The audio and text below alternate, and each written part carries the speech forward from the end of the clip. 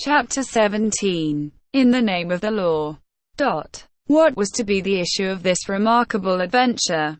Could I bring it to any denouement whatever, either sooner or later? Did not Rober, probably I would never have such an opportunity for escape as had occurred to Mr. Prudent and Mr. Evans amid the islands of the Pacific. And how long might the waiting last? To be sure, my curiosity had been partly satisfied, but even now I knew only the answer to the problems of the Great Eyrie. Having at length penetrated its circle, I comprehended all the phenomena observed by the people of the Blue Ridge Mountains. I was assured that neither the country folk throughout the region, nor the town folk of Pleasant Garden and Morganton were in danger of volcanic eruptions or earthquakes. No subterranean forces whatever were battling within their bowels of the mountains. No crater had arisen in this corner of the Alleghanies. The Great Eyrie served merely as the retreat of Rober, the Conqueror. This impenetrable hiding place where he stored his materials and provisions had without doubt been discovered by him during one of his aerial voyages in the Albatross. It was a retreat probably even more secure than that as yet undiscovered Island X in the Pacific. This much I knew of him. But of this marvelous machine of his, of the secrets of its construction and propelling force, what did I really know? Admitting that this multiple mechanism was driven by electricity, and that this electricity was, as we knew it had been in the Albatross new process. What were the details of its mechanism? I had not been permitted to see the engine. Doubtless I should never see it. On the question of my liberty I argued thus. Rober evidently intends to remain unknown as to what he intends to do with his machine. Fear, recalling his letter, that the world must expect from it more of evil than of good. At any rate, the incognito which he has so carefully guarded in the past he must mean to preserve in the future. Now only one man can establish the identity of the master of their world with Rober the Conqueror. This man is I, his prisoner. I who have the right to arrest him.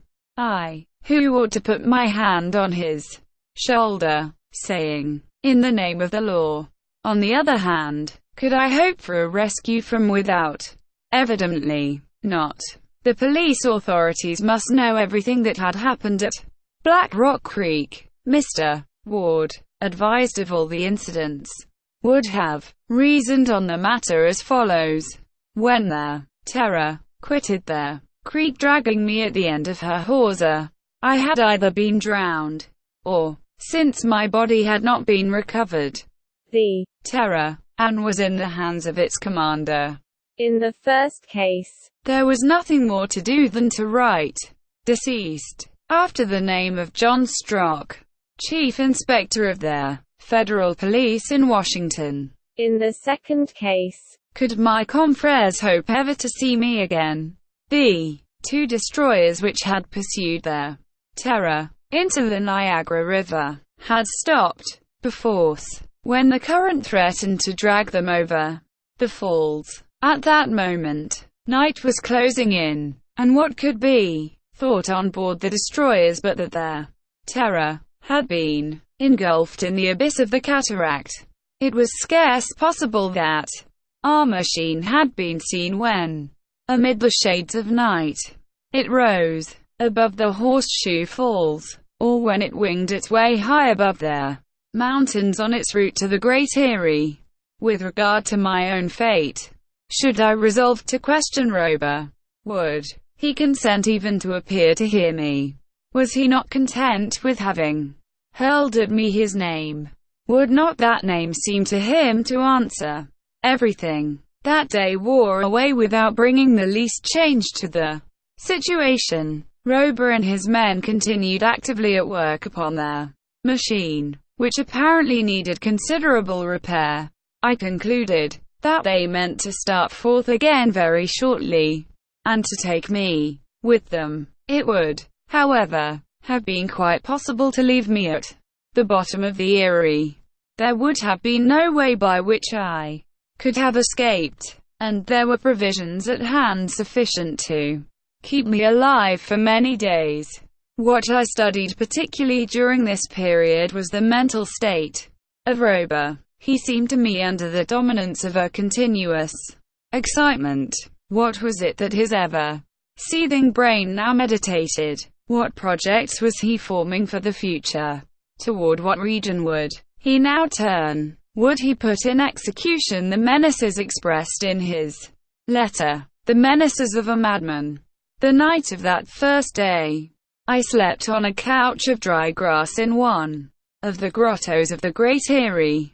Food was set for me in this grotto each succeeding day. On the 2nd and 3rd of August, the 3 men continued at their work scarcely once, however, exchanging any words, even in the midst of their labors. When the engines were all repaired to Rober's satisfaction, the men began putting stores aboard their craft, as if expecting a long absence. Perhaps the Terror was about to traverse immense distances. Perhaps even the captain intended to regain his island decks in the midst of the Pacific. Sometimes I saw him wander about the Erie buried in thought, or he would stop and raise his arm toward heaven as if in defiance of that God with whom he assumed to divide the empire of the world. Was not his overweening pride leading him toward insanity?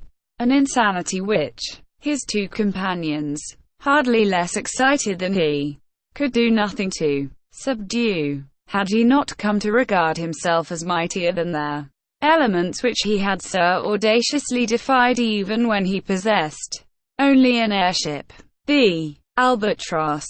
And now, how much more powerful had he become, when earth, air and water combined to offer him an infinite field where none might follow him. Hence I had much to fear from the future, even the most dread catastrophes. It was impossible for me to escape from the Great Erie before being dragged into a new voyage. After that, how could I possibly get away while the Terror sped through the air or the ocean? My only chance must be when she crossed the land, and did so at some moderate speed. Surely a distant and feeble hope to cling to. It will be recalled that after our arrival at the Great Erie, I had attempted to obtain some response from Rober as to his purpose with me, but I had failed. On this last day I made another attempt. In the afternoon I walked up and down before the large grotto where my captors were at work. Rober, standing at the entrance, followed me steadily with his eyes. Did he mean to address me? I went up to him. "Captain," said I have already asked you a question, which you have not answered. I ask it again. What do you intend to do with me? We stood face to face, scarce 2 steps apart, with arms folded. He glared at me, and I was terrified by his glance. Terrified. That is the word. The glance was not that of a sane man. Indeed, it seemed to reflect nothing whatever of humanity within. I repeated my question in a more challenging tone. For an instant I thought that Rober would break his silence and burst forth. "What do you intend to do with me? Will you set me free?" Evidently my captor's mind was obsessed by some other thought, from which I had only distracted him for a moment. He made again that gesture which I had already observed. He raised one defiant arm toward the zenith. It seemed to me as if some irresistible force drew him toward those upper zones of the sky, that he belonged no more to the earth, that he was destined to live in space, a perpetual dweller in the clouds. Without answering me, without seeming to have understood me, Rober re-entered the grotto. how long this sojourn, or rather relaxation of their terror, in the Great Eyrie was to last, I did not know. I saw, however, on the afternoon of this 3rd of August that the repairs and their embarkation of stores were completed. The hold and lockers of our craft must have been completely crowded with the provisions taken from the grottos of the Erie. Then the chief of the 2 assistants, a man whom I now recognized as that John Turner who had been mate of their Albatross, began another labor. With the help of his companion, he dragged to the center of the hollow all that remained of their materials: empty cases, fragments of carpentry, peculiar pieces of wood which clearly must have belonged to the Albatross, which had been sacrificed to this new and mightier engine of locomotion. Beneath this mass there lay a great quantity of dried grasses. The thought came to me that Rober was preparing to leave this retreat forever. In fact, he could not be ignorant that the attention of the public was now keenly fixed upon the Great Eyrie, and that some further attempt was likely to be made to penetrate it.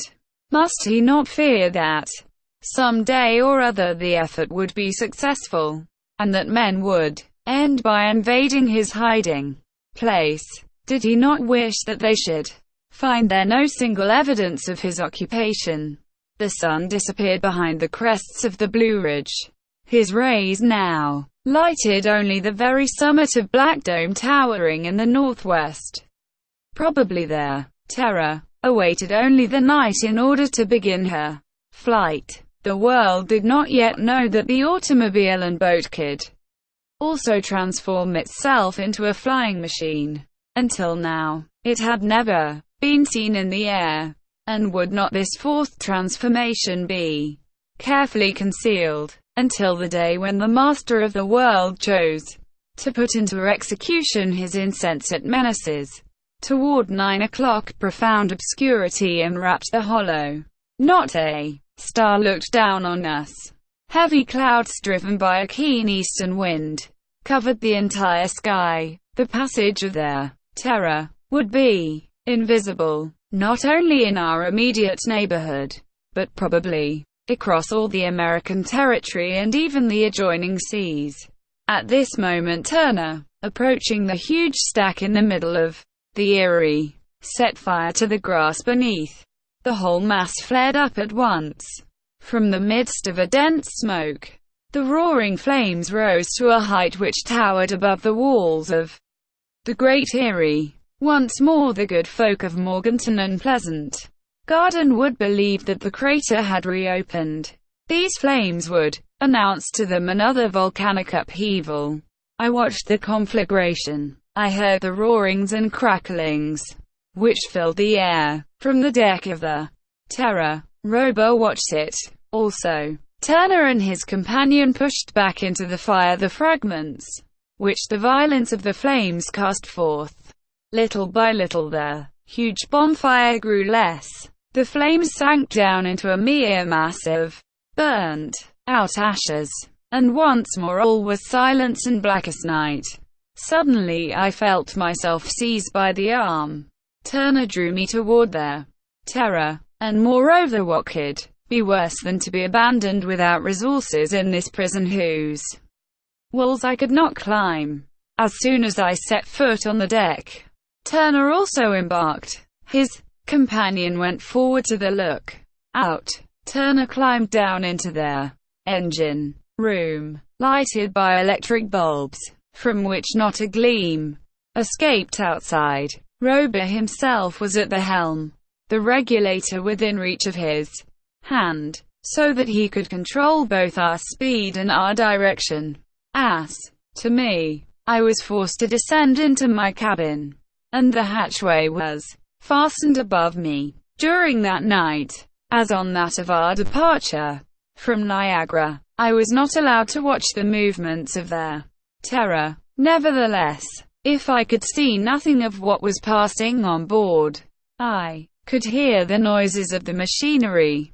I had first the feeling that our craft, its bow slightly raised, lost contact with the earth. Some swerves and balancings in the air followed. Then the turbines underneath spun with prodigious rapidity, while the great wings beat with steady regularity. Thus the Terror, probably forever, had left the Great Eyrie, and launched into the air as a ship launches into the waters.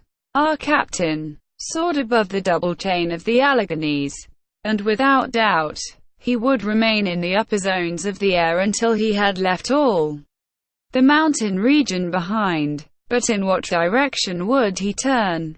Would he pass in flight across the plains of North Carolina, seeking the Atlantic Ocean? Or would he head to the west to reach the Pacific? Perhaps he would seek to the south, the waters of the Gulf of Mexico. When day came, how should I recognize which sea we were upon, if the horizon of water and sky encircled us on every side? Several hours passed, and how long they seemed to me.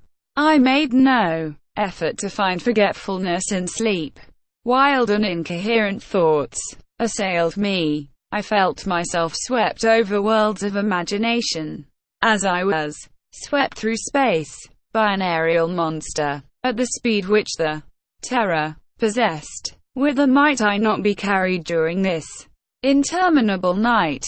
I recalled the unbelievable voyage of the Albatross, of which the Weldon Institute had published an account, as described by Mr. Prudent and Mr. Evans. What Rober, the Conqueror, had done with his first airship, he could do even more readily with this quadruple machine. At length the first rays of daylight brightened my cabin.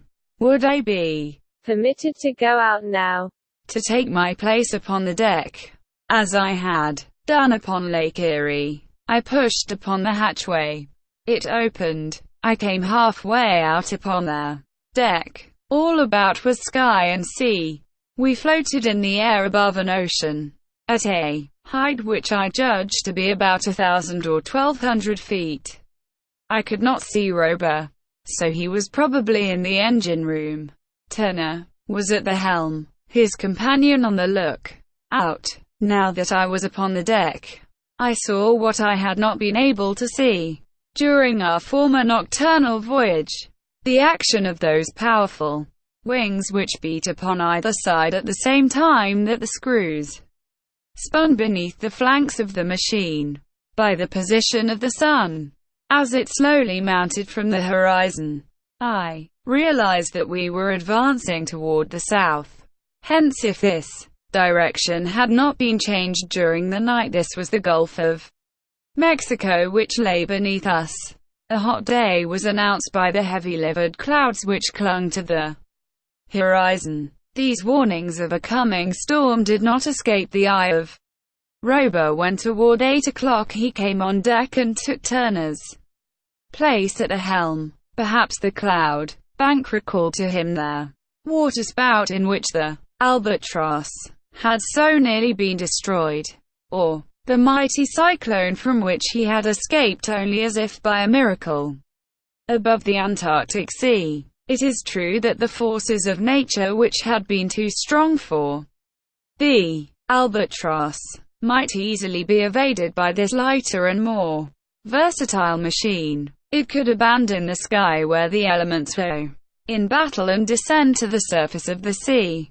And if the waves beat against it there too heavily, it could always find calm in their tranquil depths. Doubtless, however, there were some signs by which Rober, who must be experienced in judging, decided that the storm would not burst until the next day. He continued his flight, and in the afternoon, when we settled down upon the surface of the sea, there was not a sign of bad weather. The Terror is a sea bird, an albatross or frigate bird, which can rest at will upon the waves. Only we have this advantage, that fatigue has never any hold upon this metal organism. Driven by the inexhaustible electricity, the whole vast ocean around us was empty.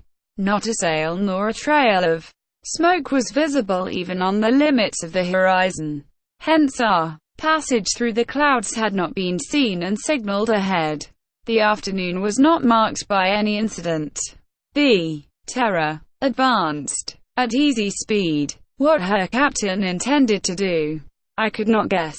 If he continued in this direction, we should reach one of the West Indies, or beyond that, at the end of the Gulf, the shore of Venezuela or Colombia. But when night came, perhaps we would again rise in the air to clear the mountainous barrier of Guatemala and Nicaragua, and take flight toward Island X, somewhere in the unknown regions of the Pacific. Evening came. The sun sank in an horizon red as blood.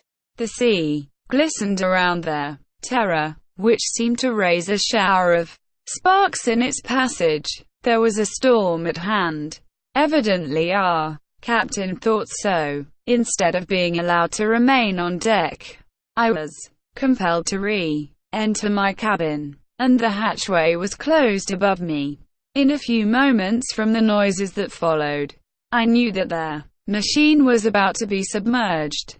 In fact, 5 minutes later, we were moving peacefully forward through the ocean's depths, thoroughly worn out, less by fatigue than by excitement and anxious thought.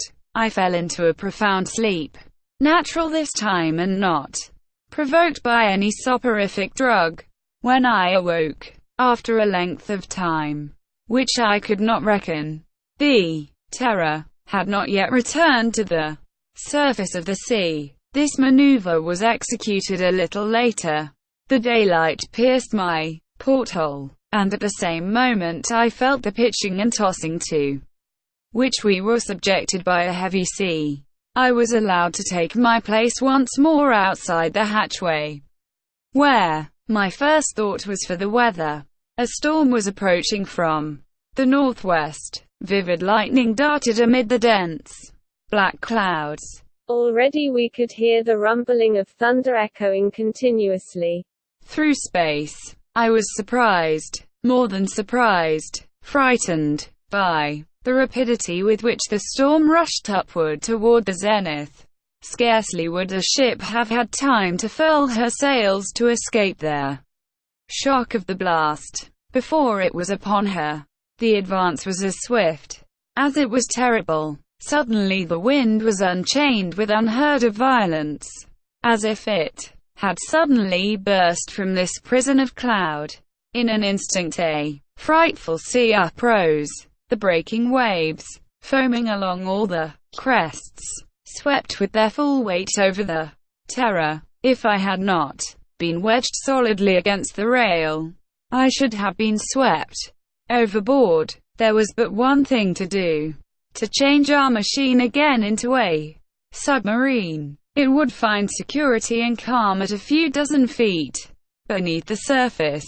To continue to brave the fury of this outrageous sea was impossible. Rober himself was on deck, and I awaited the order to return to my cabin, an order which was not given. There was not even any preparation for the plunge. With an eye more burning than ever, impassive before this frightful storm, the captain looked it full in the face, as if to defy it, knowing that he had nothing to fear. It was imperative that the Terror should plunge below without losing a moment. Yet Rober seemed to have no thought of doing so. No, he preserved his haughty attitude as of a man who in his immeasurable pride believed himself above or beyond humanity. Seeing him thus, I asked myself with almost superstitious awe, if he were not indeed a demoniac being, escaped from some supernatural world. A cry leaped from his mouth, and was heard amid the shrieks of the tempest and the howlings of the thunder. Rober, the master of the world. He made a gesture which Turner and his companions understood. It was a command, and without any hesitation these unhappy men, insane as their master, obeyed it. The great wings shot out, and the airship rose as it had risen above the Falls of Niagara. But if on that day it had escaped the might of the cataract, this time it was amidst the might of the hurricane that we attempted our insensate flight. The airship soared upward into the heart of the sky, amid 1,000 lightning flashes. Surrounded and shaken by the burst of thunder, it steered amid the blinding, darting lights, courting destruction at every instant. Robur's position and attitude did not change. With one hand on the helm, the other on the speed regulators while the great wings beat furiously, he headed his machine toward the very center of the storm, where the electric flashes were leaping from cloud to cloud. I must throw myself upon this madman to prevent him from driving his machine into the very middle of this aerial furnace. I must compel him to descend, to seek beneath the waters a safety which was no longer possible either upon the surface of the sea or in the sky beneath. We could wait until this frightful outburst of the elements was at an end. Then amid this wild excitement, my own passion, all my instincts of duty, arose within me. Yes, this was madness. Yet must I not arrest this criminal whom my country had outlawed, who threatened the entire world with his terrible invention? Must I not put my hand on his shoulder and summon him to surrender to justice? Was I or was I not Strock, Chief Inspector of the Federal Police, forgetting where I was, 1 against 3, uplifted in mid-sky above a howling ocean? I leaped toward the stern, and in a voice which rose above the tempest, I cried as I hurled myself upon Robur, in the name of the law. Suddenly their terror trembled as if from a violent shock. All her frame quivered, as the human frame quivers under the electric fluid, struck by the lightning in the very middle of her powerful batteries. The airship spread out on all sides and went to pieces, with her wings fallen, her screws broken, with bolt after bolt of their lightning darting amid her ruins. The Terror fell from the height of more than 1,000 feet into the ocean beneath.